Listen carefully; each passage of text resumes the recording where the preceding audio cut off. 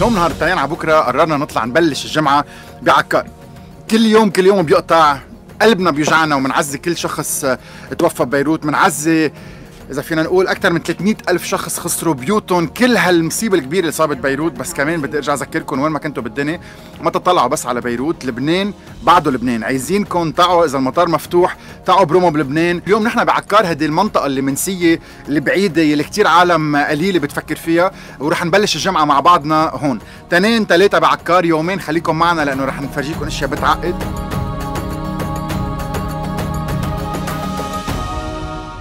ضيعتنا حلوة بس صغيرة، بس كلن بيجوا وبينبسطوا وبيروحوا مبسوطين كتير كتير. ما في حدا ما يجي إلا ما ينبسط. حبيب قلبي أنت. اسمي نظيرة محفوظ، أنطون محفوظ. وري حتى أعمل لك هلا الوحدة السمنة وسكر يا حبيبي.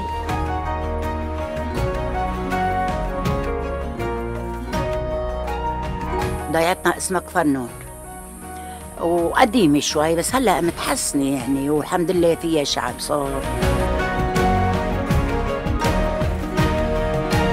زيت وسمنة ايه، وملح إيه، وسكر ايه، وخميرة ايه، وحليب بودرة 6 مكونات، ايه، ومي 7. بسكوي من ميل، كيك من ميل، اكيد ما بتحسوا بالسكر، محطوطة بس كرمال اللون. زعترات عظيمين، زيتات عظيمين، عجينة مرتاحة، شربانة مظبوط. عجينتك روعة. لا هي مش معقول. مين العجينة طيب؟ عروسي الله يخليك يا رب. خليكي بس عمرك.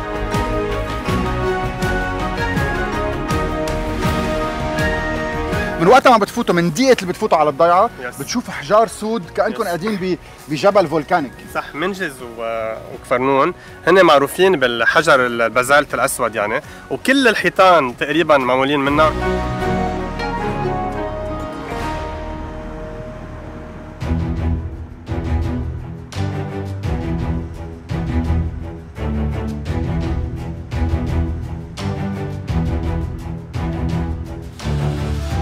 اسمهم دولمن، في اكثر من 80 85 وحده اللي هن كانوا مقابر كثير كبار. قديش في اشياء مهمه بلبنان، قديش في تراث تاريخ اكثر بكثير من الاشياء اللي بندرسها نحن بكتاب التاريخ والجغرافيا، يلي اكيد معروفين، طرابلس، صيدا، بعلبك والقلعات الكثير كبيره. بكل زاويه بهالارض المقدسه في شيء واحد يكتشفه. نحن هلا بمنجز بعكار، تقريبا 3 ساعات او اقل شوي من بيروت، منطقه رايقه، طقسها بعقد، خضاره وغناها ماكسيموم. وصلنا على هالنقطه السياحيه يلي بتلاقوها بعتقد على جوجل مابس، مقابر اسمهم دولمن. منكفي مشوارنا، يلا سكر لي الطريق.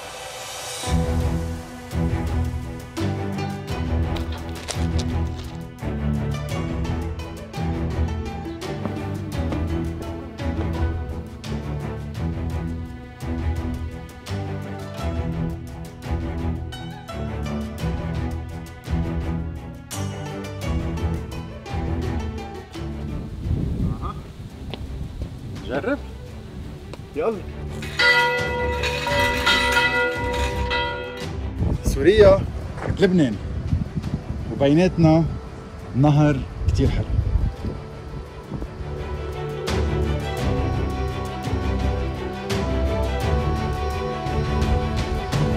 مارك اجان، انا وياك، وساعة حدا بيشوفنا مع بعضنا بيقول زراعة بيقول ارض. صح. شو رح نعمل بهاليومين؟ نحن وين؟ نحن بعكار، بتعرف انه عكار منسية، بس عكار انا بالنسبة لي من احلى مناطق بلبنان، كتير مميزة، فيها كتير تنوع. فرح نجرب قد ما فينا نضوي على اوقات اساس اركيولوجيك واثار قد ما بنقدر، رح نفرجي قد ايه الزراعة بعكار في مميزة، ونفس الوقت كتير مهم نحكي على التنوع البيولوجي او البايودايفرسيتي. فرح نروح نزور غابتين، في كتير تنوع بالبروجرام يعني، وانت هون يعني رح يكون في شوية اكل، شوية نعيش شوية خبز 100%. يلا.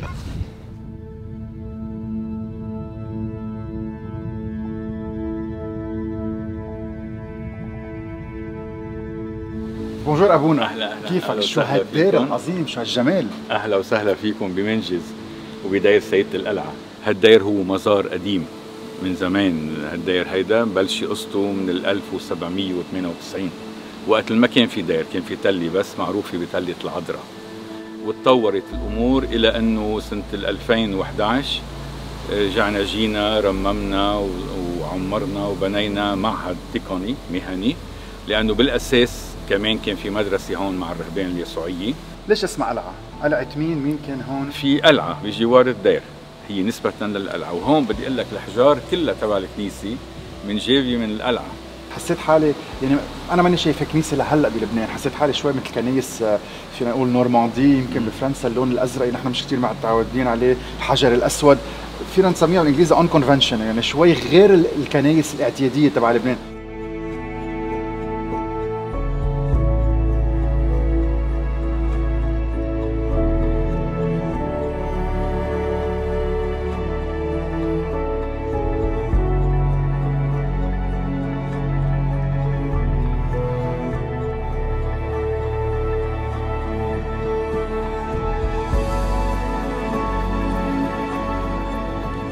طلع على بالي ارجع على ايام الجامعه، طلع على بالي ارجع اصير انا هالتلميذ يلي عايش بهالاجواء، هوايات بنص اب، زهور، الرواق، الاهتمام، واهم شيء في 220 تلميذ مهني ما بيدفعوا ولا ليره.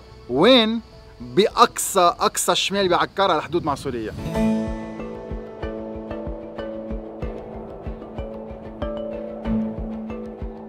هلا انطوني نحن موجودين بالاراضي الزراعيه اللي تابعين لدير سيد القلعه. نحن بنبلش هونيك بالرمان، عندنا الافوكا، بعدين بنروح على الزيتون، بعدين بننزل على الليمون، بعد الليمون على الكاكي.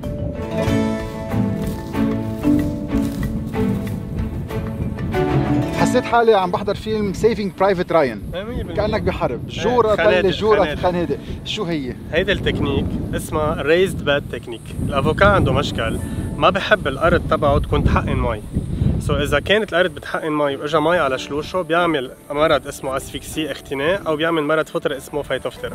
هيدا التكنيك بنعلي الارض هيك بنزرع الافوكا عالي، هيك اذا حقنت ما بيكونوا شلوشه مغطيين بالمي. شمال ويمين بتلاحظ في سرو وشربين، هذا بريز فان، يعني بخلي الهواء مع الوقت لما يكبر يخف، لانه الهواء لما بده يجي كثير على شجرات بيتعبهم وحتى ما بيساعد الزهور يعني وهيك.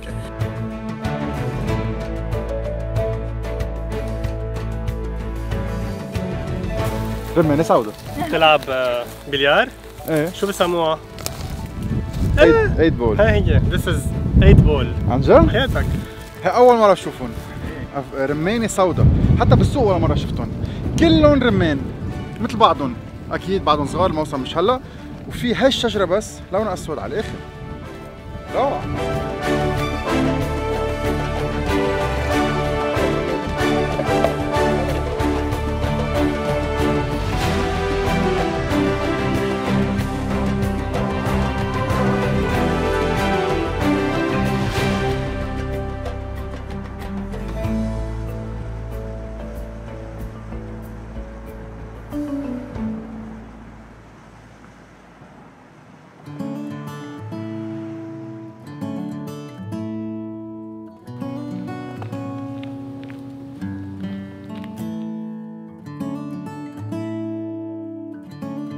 قلبي تعال هون يا حبيبي، ليك كيف عم بتحكي. ايه دخي ربك، يلا ها شفت وين بلق القرب. أحلى قعدة، السيجارس، إيه يا عروق. برافو عليك. أنا بس هو بس إيه وبتحكي معي. ليش؟ طب ما شغليني بالنبريشات. لا هذا شغلي 5 دقايق بس تخبرينا عن الدير. لا بتطول بالك ابيني الزهرة قبل. يعني هو الدكتور تبع لا تسوي دقيقة بس تخبري. ما نخربش لك. يا لا قولي بدك هو الدكتور تبع الزراعة، يعني إذا بدها بنادول بدك يجزا هذا بيعمل لها فحص. اتركني من الفحص ومن البنادول. هو المهندسين ما بيفهموا شيء. اسمع لا ما فيك علي، ما فيك علي. دب. أنا بحس اليوم أنت مجنون وأنا دب. أنا بحس هيدا هون ارتيموس شليطة كان معبد وثني، اجا ارتيموس شليطة من 363 ميلاديا، هو كسر المعبد وعمر كنيسة ديريكت هون عنده بعند كنيسة تاني، بس هلا صار بعدها تحت الارض. اوكي.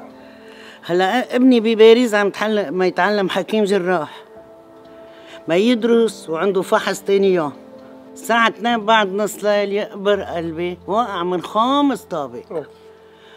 وجاني خبر انه مات. لما قالوا لي مات كان المرحوم بي يقول مين بيعمر معنا مرشليطة، لا في طريق لا في مي لا في كهرباء ما في شيء.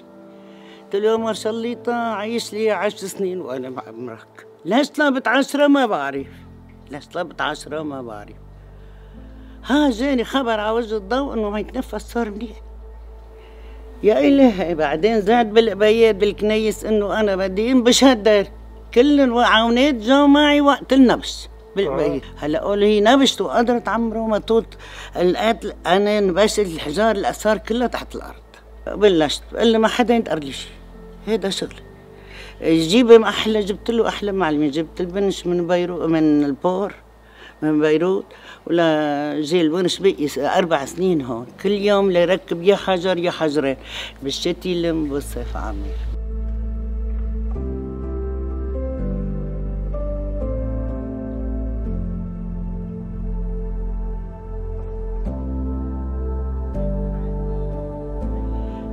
فوق ال10 سنين توفى، كان عمره 33 ما عمر المسيح، مات بأيام المسيح بجمعة العظيمة، وتجنس عاد بسيدة لبنان استراليا، عاد بالعبيات وموجورجيس، عاد هان قبره.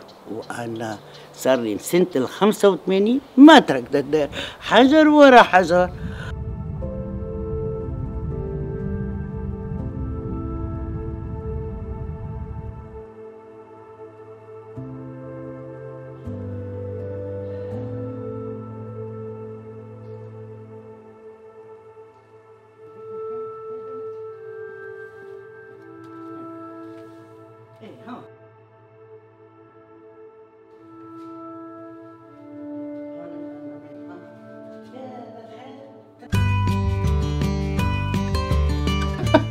اطلع هيك اجا ما اجا عدد رح اطلع لحم يا ولد تفضل. يا الله ما تعمل.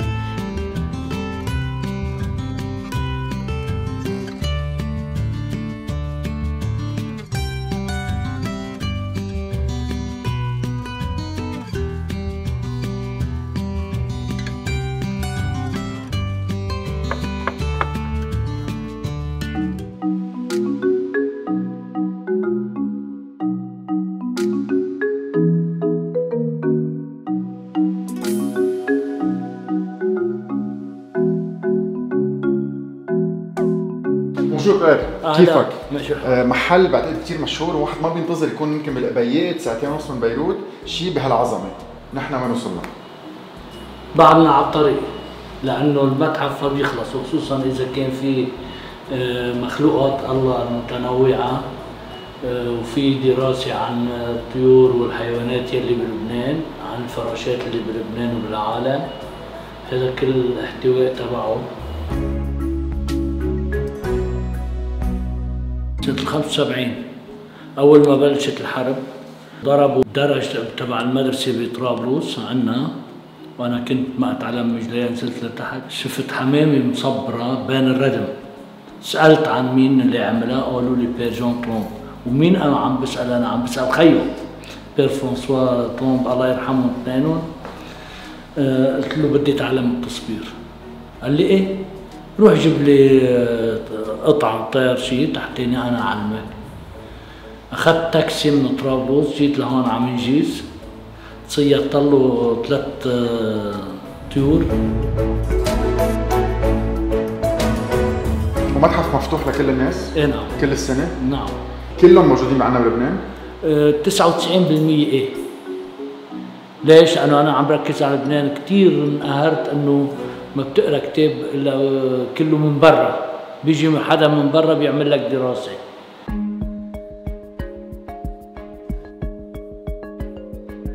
الفراشات بمال والحيوانات بمال، فكرة الفراشات كيف بلشت وليش مهمة عليها؟ بير فرانسوا الله يرحمه هو عملون، بس أنا هلا عم حافظ عليهم لأنه كثير دقيقين.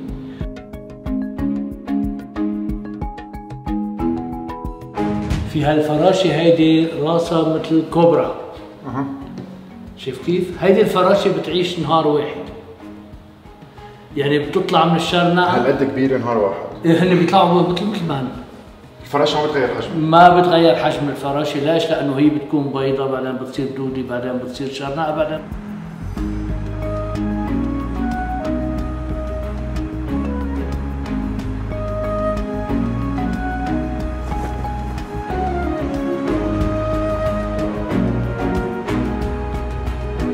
نحن وين؟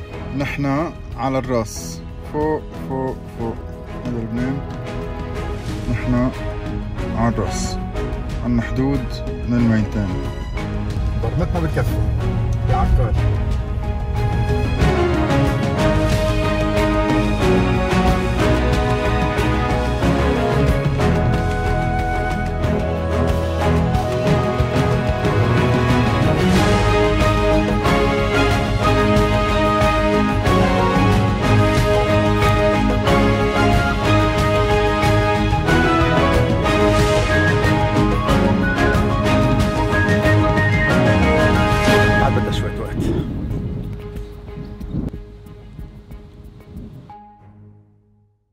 اهلا وسهلا فيك ابطوني، اهلين، اهلا فيكم جميعا. انا مروان جرجيس عوض، خوري سرافيم، معروف بالخوري سرافيم، فلاح بالارض. عندي مشروع، اول شيء مشروع بيوت نايلون للورد، وانطلقت فكره الايكاليبتوس، مزارع ايكاليبتوس بكميات. انت امنت بمشروع الاعراس بلبنان والايفنتس، وعملت زهور للاعراس وعملت ايكاليبتوس للاعراس. صحيح. وهالسنه راحت علينا ولا شيء. ايه بس بعدنا قوية، في عنا امل الحمد لله، بضل عنا امل نحن على طول بنضل نقول على بكره احسن. ضحكتك بتعقد.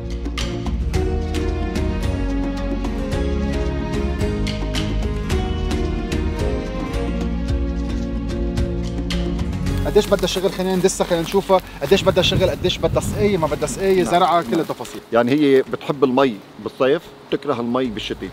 يعني هلا بدك تكون دقيق معها بقصه المي، بدها قصه العنايه، بدها نظافه على طول، بدها عنايه على طول. هلا الحلو فيها بس انه ما كثير بدها مع موضوع الرش، يعني ما بدها موضوع الرش. وكل ما تقص منها بتضلها تكبر، كل ما بتقص بترجع بتفرخ من رجع وجديد. وهي شتله كريمه، تستعمل بالمواد الطبيه، بمواد طبيه، بتستعمل بمواد التعقيم، بالكل شيء فيه بيحط دخلوه له عطور. هالقد هو مهم.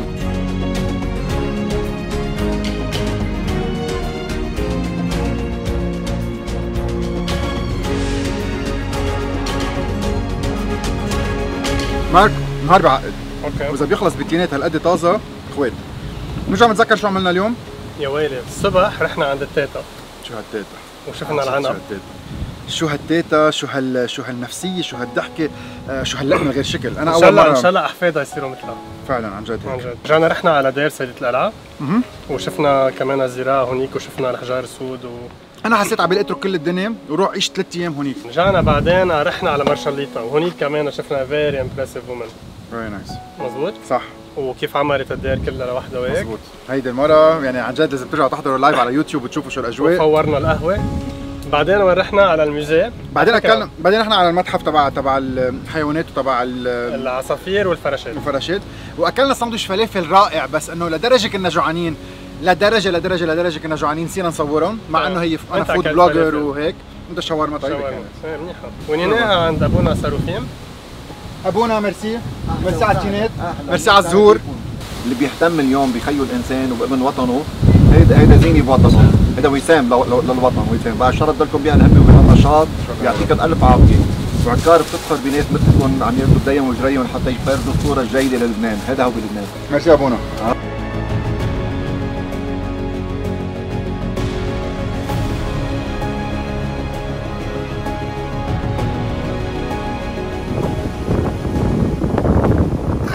شوي على اساس خلصنا، على اساس فايتين ننام. بدي بس اقول لكم ميرسي كثير لابونا استقبلنا عنده بصاله حد الكنيسه. رح ننام نحن اليوم الليله هون، وهلا في سربريز صغير، رحين نعمل كبه، رح نتعشى كبه مع زيت الست يلي قدمت لنا بنعيش على بكره.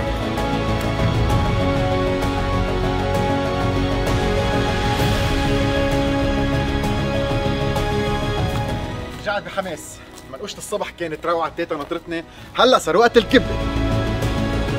شو بدنا نتعشى؟ لك يا عمي اكل الدنيا، شو بدنا نتعشى؟ شو عملتي لي؟ انا ما عملنا كبه. عملنا كبه؟ ايه عملتي لي كبه؟ ايه عملنا كبه ولا طلعوا كتير اشياء. شو يا حبيبي؟ يلا صور لك صور. لكن اليوم على بكره قطعنا وشفنا اكثر من 12 فرايتي عنب. هلا الشطاره قطفهم، فعملت مثل شابرون روج، حطيت السله، اخذت المقص ورح نطلع نشوف شو بدنا نجيب معنا عنب. هلا استووا ما استووا مندوق ايش بدها. يلا ماشي. هيدي فيري سويت فيري نايس. هيدا اخذنا اول فرايتي. هيدا نروح غير محل. ليتس جو. هيدا ندوق. حامضة وقشرتها كتير قاسية. بلاها. لونها حلو، شكلها حلو. طعمتها طيبة. أخذنا.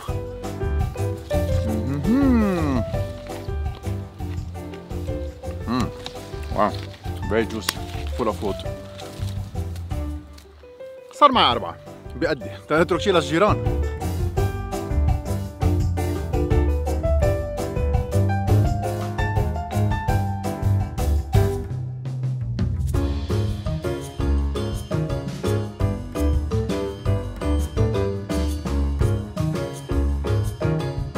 ليش ما وقفتيهم هيك؟ بنحطهم دغري على ظهرهم، شو رأيك؟ لا يما لا ما بيصير. بيفلصوا. لازم يكونوا هيك برم برم. ايه برم وبعدين نقلبوا على ظهره. لكن هلا برم ميلي ميلي ميلي ميلي وبعدين على ظهره، بيكون جنب. بعدين اقعد على ظهره. بدها معلمية القصة.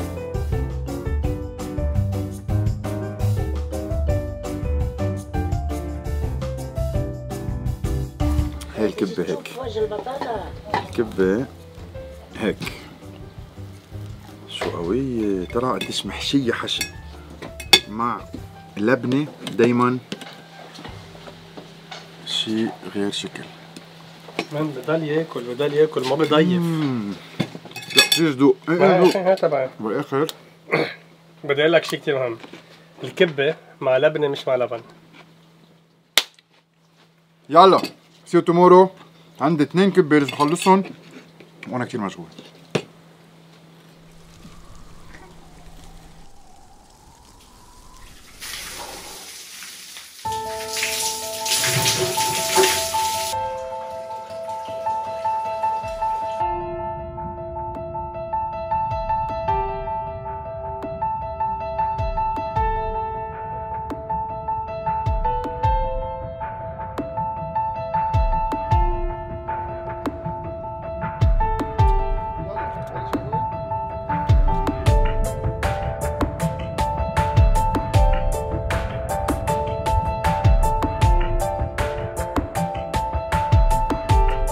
جود مورنينج، مرحبا. نمنا بعكار وعينا بعكار. نحن هلا بضيعة منجز ورح تشوفوا كمية الصبير. هلا في ناس بتسميه صبر، في ناس بتسميه صبير، بالانجليزي بريكلي بيرز، في ناس بسمون وايلد بيرز، في عدة كاكتس بيرز وغيرهم.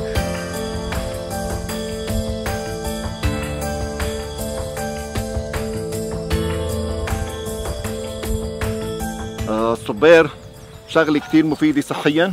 هلا بدنا نسال دكاتره قديش شو فوائده الصحيه، وهالقد فواكه هي محببه للناس. والصبر كلمه صبر اجت من وراء انه هي نبات صحراوي. انتبه له، ما بده سقايه ولا بده شيء، اذا بتسقيه ما كثير بيصير. وبيمد شلوشه بطريقه كثير كبيره. ليش؟ حتى يقدر يجيب المي، يعني بده يجاهد، بده صبر حتى يعيش، بده صبر، الصبر بده صبر حتى يعيش.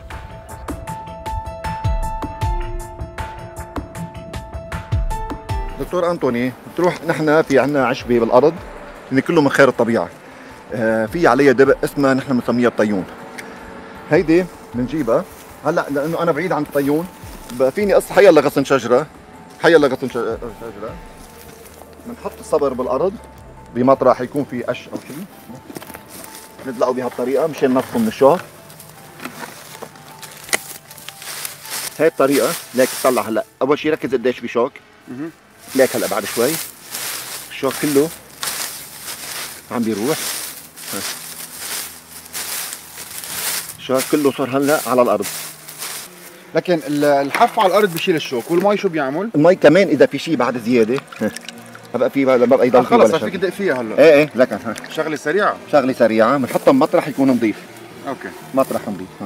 بدنا نكتر شوي لجوا لانه الشوكه ممكن تكون هون.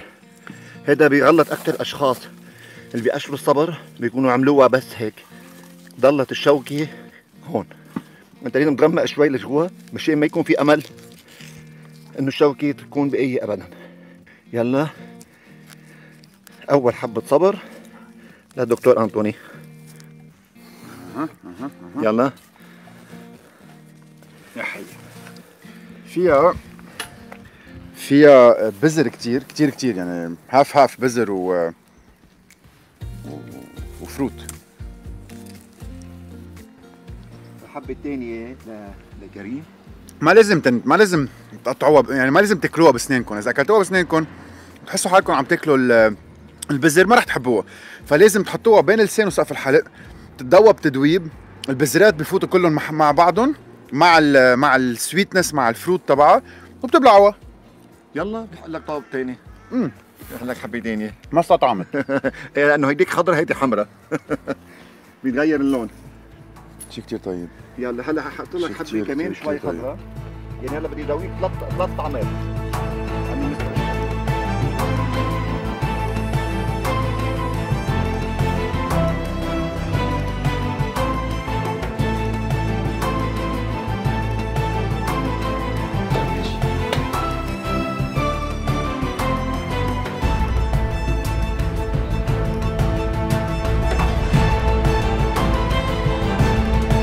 كل ما اجى على هذه المنطقه ضروري اقطع وين؟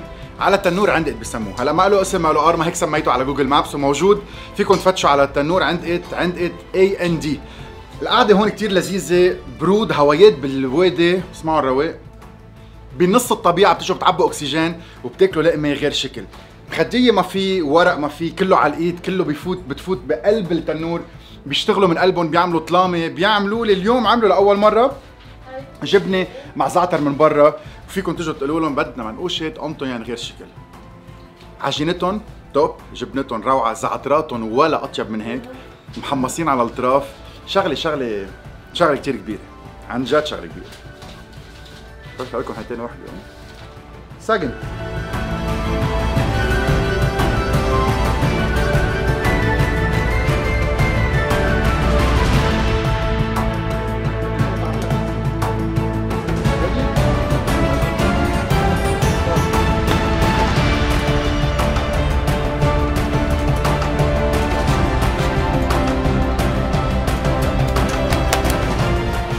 اوكي بنعترف لك 10 بوش اب 10 بوش اب هلا قدام الكل.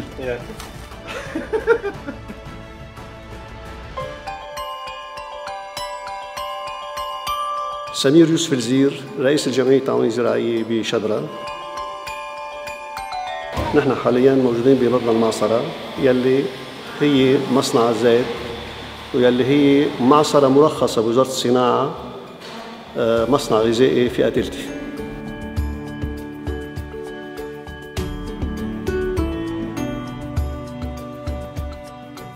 أنا تعرفت عليك تقريبا صاروا سنتين ثلاثة، وبتذكر لفت لي نظري إنه زيتاتكم كانوا بوقتها شيء رائع. نحن بالأساس عندنا معصرة تنتج ما يسمى زيت زيتون بكر ممتاز أو إكسترا فيرجين، ونحن ما بنشتغل إلا عليه. يعني كل الزيت اللي بنسوقه باسم الجمعية فهو الإكسترا فيرجين. هون ببلش؟ هون ببلش. أوكي. هذا الزيتون بيتغسل. عندنا هذه الغسالة وهذا شفاط الورق يلي بيسحب الورق منه. اوكي. بيروح بالحلزون وهو عم بيتغسل، ومية الغسيل بتكون هون في مضخة، هيدي المضخة عادة بتضخ المي، وبيصب على المطحن. دغري بفوت على المطحنة وبينطحن على الناشف بلا مي. هي المطحنة بيقولوا لها مولينكس. يعني عندما بتطحن الزيتون ما بتعلي حرارته، فبنقول نحن عم تطحن على البارد، يعني بتفرم فرم. من ثم بينزل الزيتون في عندنا هذا المكسر الاول والمكسر الثاني. اكيد بيتحضر الزيتون خلال 40 دقيقه، ومن بعدها يضخ على ما يسمى الديكانتر أو الفرازة. بتقوم بدور ميكانيكي بفعل الدوران تفصل الزيت عن الفضلات الصلبة يلي نحن بنجمع الفضلات داخل المستودع، بنصنعها داخل المستودع وبنوزعها من المستودع. يعني ما في عندنا شيء مكشوف، يعني احنا معصرة صديقة للبيئة عمليا كمان، فهي صديقة للبيئة. يلي بيحب يتصل فينا فرقم تليفون هو 03 458 185. صار لك يومين تاخذني وبتجيبني، صار دوري. كثير تعلمت منك. اوكي. هلا رح فرجيك كيف بيعملوا فريش باستا. ريدي؟ ريدي. بنروح عند توني، رح نعمل فريش باستا، رح خديك غدا غير شكل وبعدين بنكفي. ما في انا زيد بعد شغله على الخبريه؟ بلا شو؟ بدك؟ شايف هيدا هون شي مرة كيف بيشوفون؟ كيف بتشوفون؟ هين انا هيك شفتها هون؟ سألتك سؤال مرة الماضية وبرجع بسألك. طيب شو عندك انسيكلوبيدي؟ كم وحدة عندك براسك؟ ما بعرف والله. يعني كيف مثلا انا بمشي بستريت فود ماركت وبقول يي همبرجر يي تمبورا، هو بيمشي بالطبيعة وبيطلع وبيلاقي اشياء. هيدي بلعسون بلغصون اوكي. هلا هيدي بتكبر بتعطي زهرة زرقاء وهيك، بس لما تكون بهيدا ستاد ملاحظ هولي هيك كيف ليفي هي وهيك في عليها وبر؟ بتاكل؟ 100%. هيدي شكشكت اصابيها. هلا رح ناخذها، رح تشوف. رح نعمل طحين بيض قلي تمبورا يعني. تمبورا 100% اوكي؟ طب نجي نلتها ونقلي. شفت وحدة ثانية. يلا فيك تعربش؟ تعرف فيهم. تحت اجرارك في وحدة.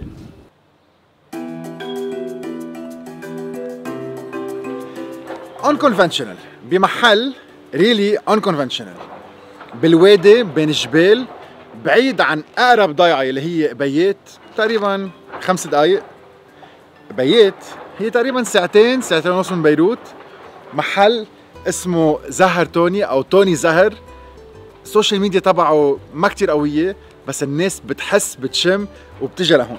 اليوم ناطرني ورح نطبخ مع بعضنا بالمطبخ عنده فريش باستا ونتعلم كل التفاصيل.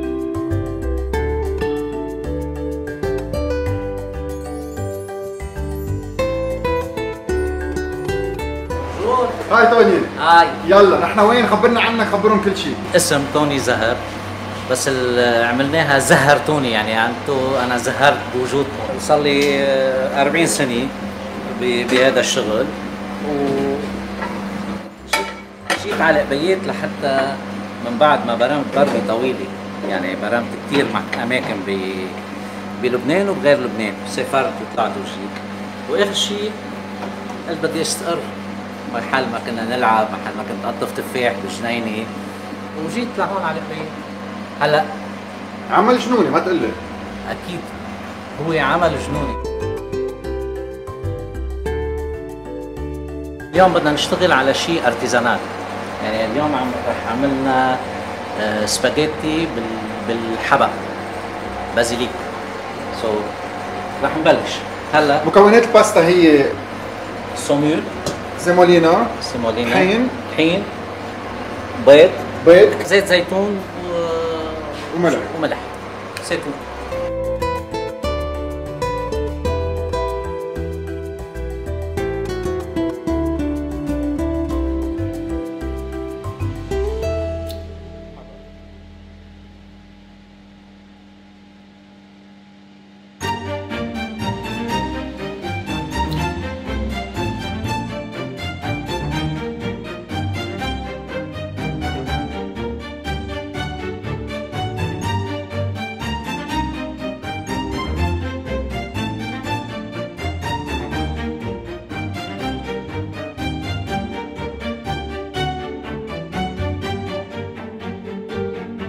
هلا صار وقت الرافيولي يلي هي مبلطحه من فوق ومن تحت ومحشيه بالنص. المكنه صارت متطوره اكثر بكثير، وفي الشقفه تبع الحشي كمان مربعات مربعات مربعات، يلي هي معمولين من سكويد انك من برا وكراميل من جوا. سي فود بيرفكتو.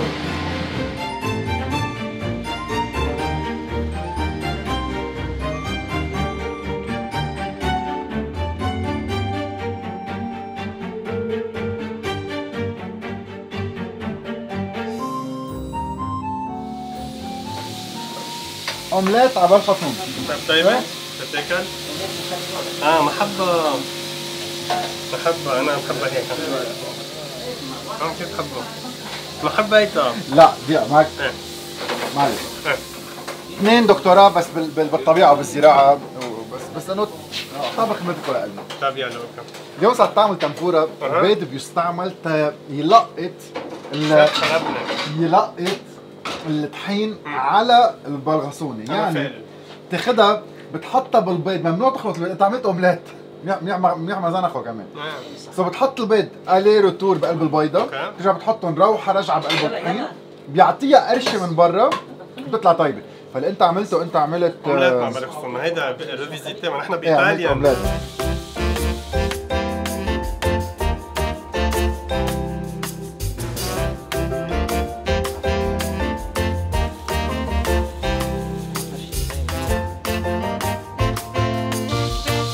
اهم شيء انه الدنتي، اهم شيء انه الدنتي. جريت فليفرز وبتحسوا بالطعم تبع السكويد انك بالاخر فيري سموث. شوف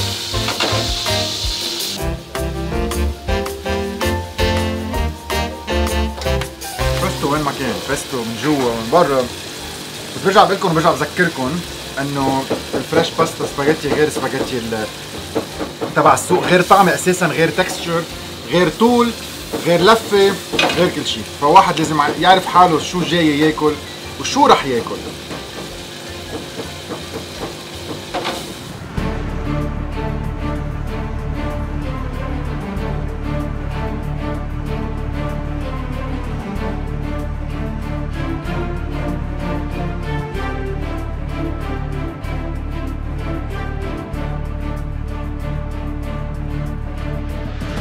مناظر بتاخد العقل والطقس كتير مسقع، رجعنا لبسنا جاكيت.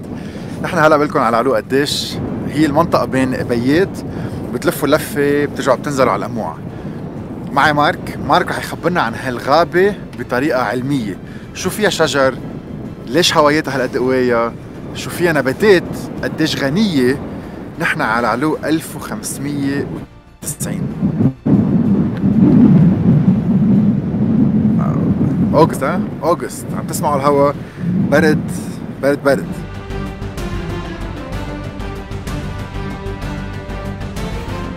هيدي تقريبا الغابة الوحيدة بلبنان هالقد فيها تنوع كونيفرز. رح اقول شو الكونيفرز. نحن بنعرف الأرز مثلا والصنوبر والشربين والسارو واللزاب، هول كلهم كونيفرز، يلي هن هالشجر الكبير ما في بالعالم غير 720 نوع منهم.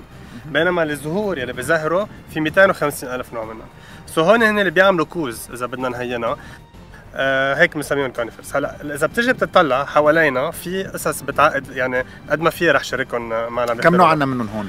هلا هون المفروض يكون عندنا بين 7 8 حد بعضهم من اصل 720 يعني واو. يس يعني تعطيك اكزامبل، انت بتروح على غابه الارز مع انه بعقدوا كل شيء بتنورين او بالشوف، او مثلا بتروح على غابه الارز لنقول ببشر، في نوع واحد يلي هو دومينو الارزه. هلا اهدن غير شيء، اهدن هي ريزيرف فيها تنوع كثير كبير، بس هون في تنوع خيالي بين الشجر. انت هلا عم تطلع بركي مفكره كله ارز.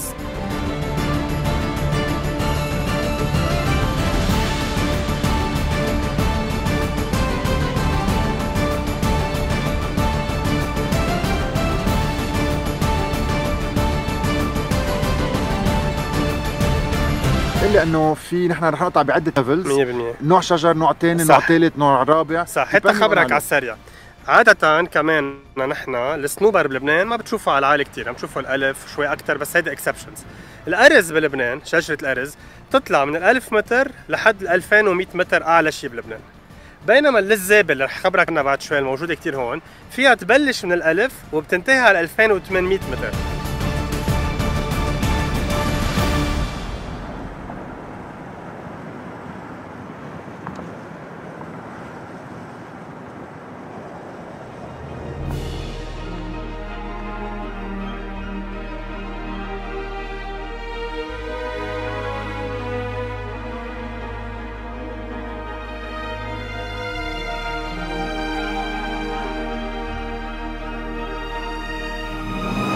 حس حالك بلبنان؟ لا هيك هيدا حلو.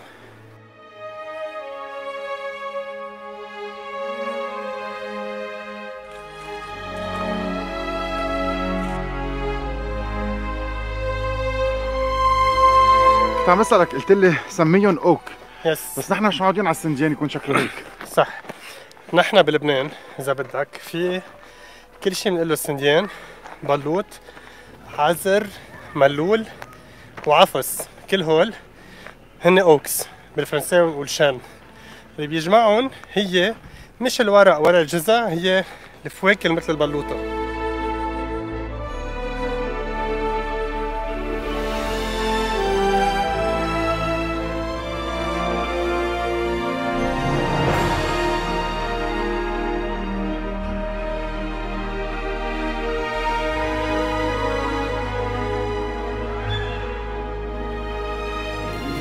طبعا الغيبة مثل ما شفتوا غيبة كتير كبيرة وفيها دروب كتيرة وممرات عديدة.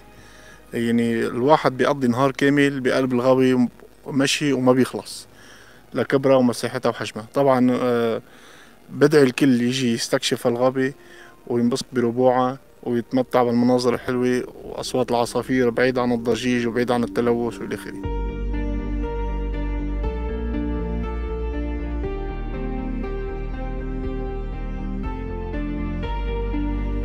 شو هالمنطقة؟ يومين من التاريخ. عبالي بالانجليزي Lebanon is yet to be discovered. منطقة بلد بعد في كتير منها ما بيعرف شعبه، ما بيعرف مناطقه، ما بيعرف زواياه، وما بيعرف انه بكل ضيعة من اصل 1300 و 1500 ضيعة بلبنان في شيء واحد يكتشفه. كل ضيعة عندها شيء تهديكم اياه. شعب عظيم بتضلها ضحكة على وجهه مع كل الصعوبات وكل المصاعب اللي عم بيقطع فيها. عكار وحدة من هالمناطق بعيدة، ناس بتقول اف فوق على الحدود، بس شعبها عايزكن ناطركن. يلي تعرفنا عليه اخر يومين بياخد العقل. اكيد بدنا اخر زيارة الرابعة وجاي غيرن. زراعة، شعب لذيذ، اكل، استقبال، كرم، مناظر، واكتر واكتر واكتر. احلى بلد بالعالم لو شو ما صار، بوجودنا مع بعضنا، بإيماننا فيه، لنرجع نبنيه أحلى من ما كان.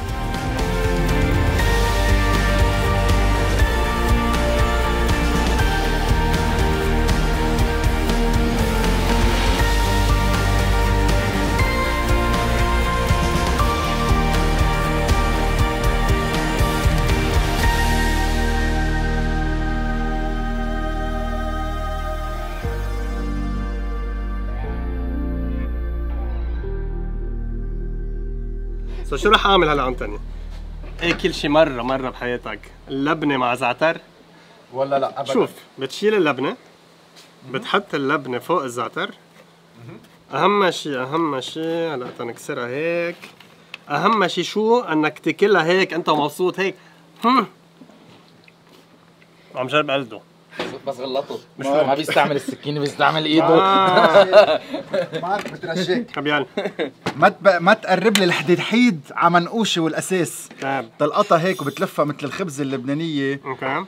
وبتعملها لقمه غير شكل، بتعبيها لبنه مزبوط لك مع انا كل اعمل هيك شيء الزيتات. ولا ممكن اعمل هيك شيء انا؟ يا سلام على القصه هيك يا مارك.